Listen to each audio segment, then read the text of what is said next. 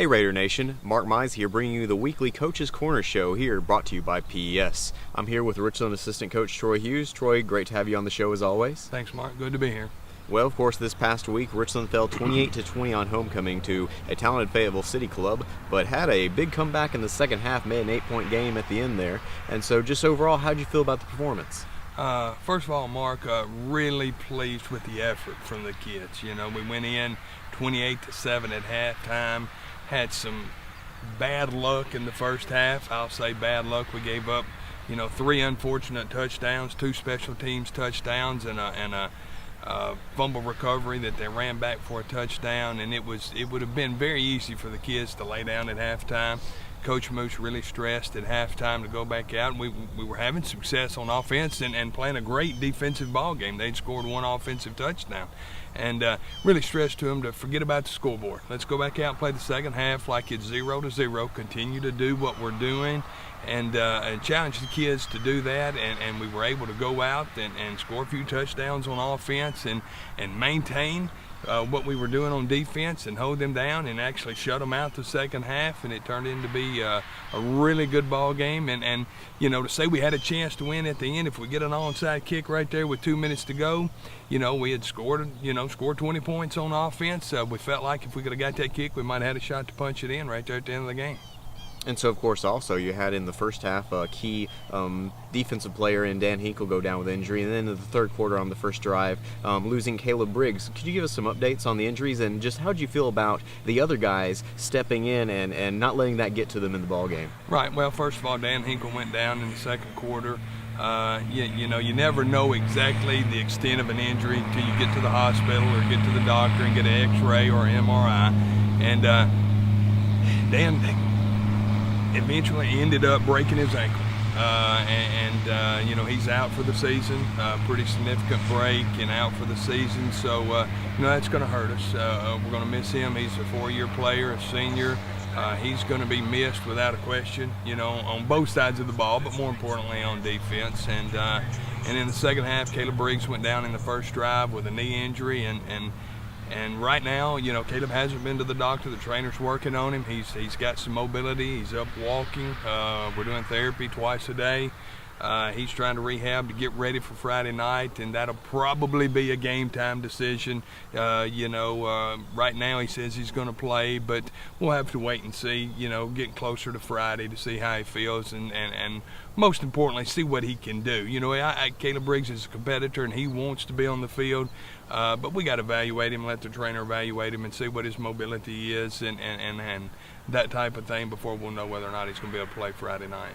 And of course, Trey Stacey already scored 2 touchdowns this year, went down with a hand injury in practice. Do you have a timetable on when you'll probably see him back? I believe Trey's supposed to go back to the doctor this week and get reevaluated and see where he's at. So, possibly have him back for Friday night, but if not, really hoping that we'll have him back for next week for sure.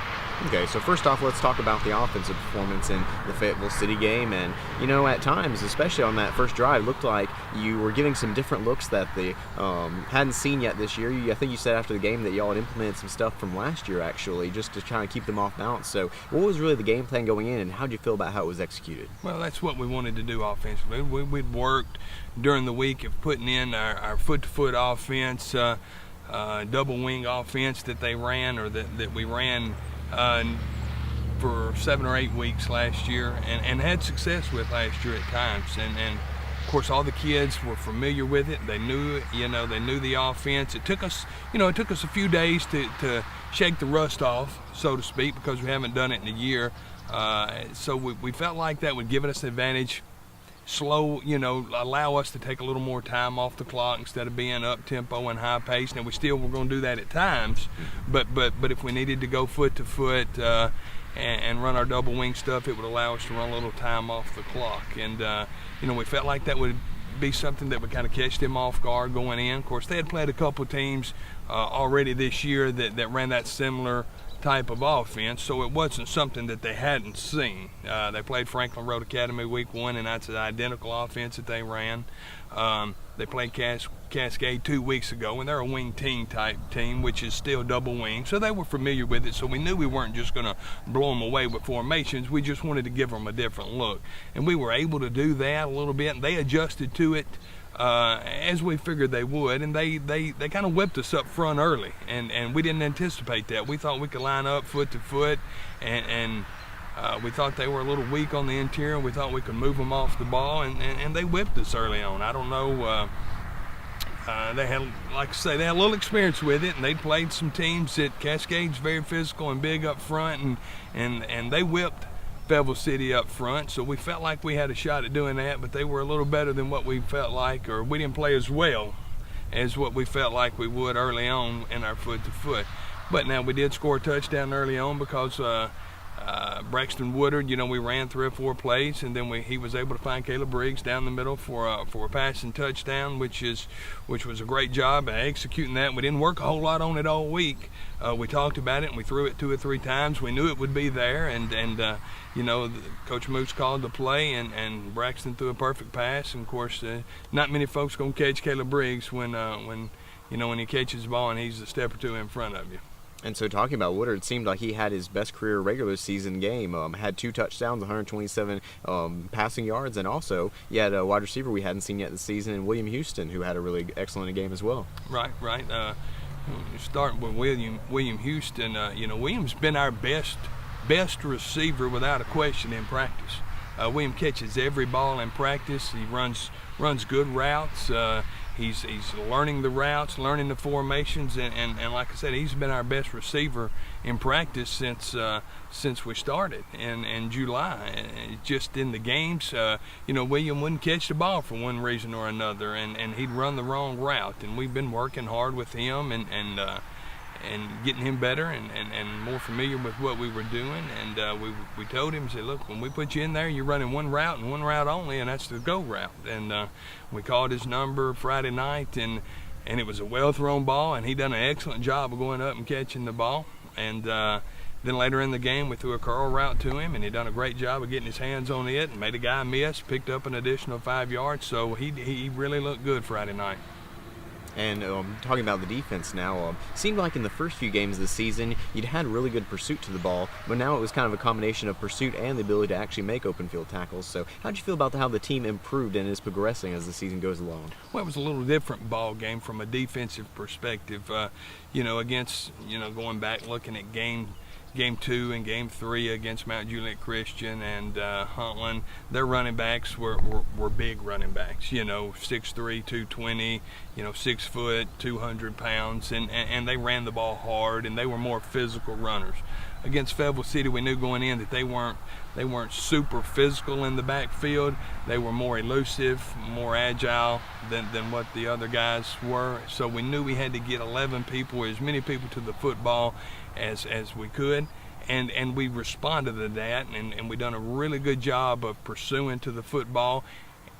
And without a question, it's easier to tackle when you got 2 and 3 people in position to make a tackle, as opposed to one person being on the island and having to make a solo tackle against a guy that's very mobile and that can make you miss. And we done a really good job of that during the week. We put in a lot of time of pursuit drills and getting to the football, and we went live all week, tackling wise. And it paid off for us Friday night. We done a good job of getting to the football and actually making tackles once we got there. And so finally, talking about special teams, Brandon Moore, of course, had the 2 punt return touchdowns. Going forward, when you see another guy like him throughout the season, what do you think the game plan is going to be in terms of trying to limit opposing punt returners? Well, first of all, going forward, I don't think we'll see another guy like him all season. That guy's special. He had a little bug Friday night and didn't play as much offense as what he normally does. But with that being said, when he was on the offense, they got him the ball, and we done a good job of corralling him and making a tackle. But on punt returns, I've watched him throughout their first 4 games, and the guys, like I said, I believe that's his 5th punt return for a touchdown. He thrives. He's a Deion Sanders type. He loves getting back there, and the spotlight's on him. And it really wasn't anything we could have done differently short of kicking the ball in the bleachers. He likes for the ball to hit the ground, and that's what he wanted. If you recall, the 2 punt returns he returned for touchdowns were balls that were on the ground rolling. He does a fantastic job of getting to the ball and picking it up pretty much full speed and getting that good hop, and he was able to do that. And you know, and the guys, he's going north and south, and he caught that thing on the second or third hop, headed toward the end zone, and he's elusive and fast, and once he done that, you know, we didn't have an answer for it. I mean, he was in the open field, and you know, like I say, you know, I hate that it happened. You know, I felt like we played well enough to win the football game, albeit special teams are part of the game, and they beat us in the special teams area. We're able to score 2 touchdowns, and looking back, you know, there's not a whole lot else we could have done other than simply kick it straight out of bounds, you know, and we felt like our special teams, we talked about it during the week, we got to cover the punt. He's just phenomenal, and he was better than we were Friday night, and it was, you know, going forward, we just got to work on doing a better job of staying in our lanes and maybe getting a little more height on the punt so we can get down and do a better job of covering the punt. Once again, this is Mark Mize here on the Richland Coaches Corner Show. We'll be back with a look forward to Grace Christian Franklin in just a moment, brought to you by PES.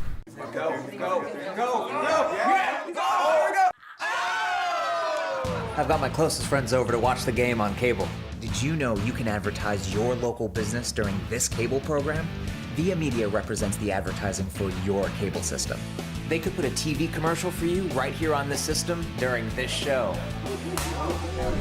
Let Via Media help you. Call Via Media today or viamediatv.com. Here at First Baptist Pulaski, we are not perfect people. To perhaps consider this is terrible. Start that again. You're going to delete all these, right? Don't keep these. Fellowship's the word I was looking for. Doofus. Yeah, you put that in the reel. And this is still rolling. Oh, for the outtakes. But we would love for you to join us in worshiping a perfect God.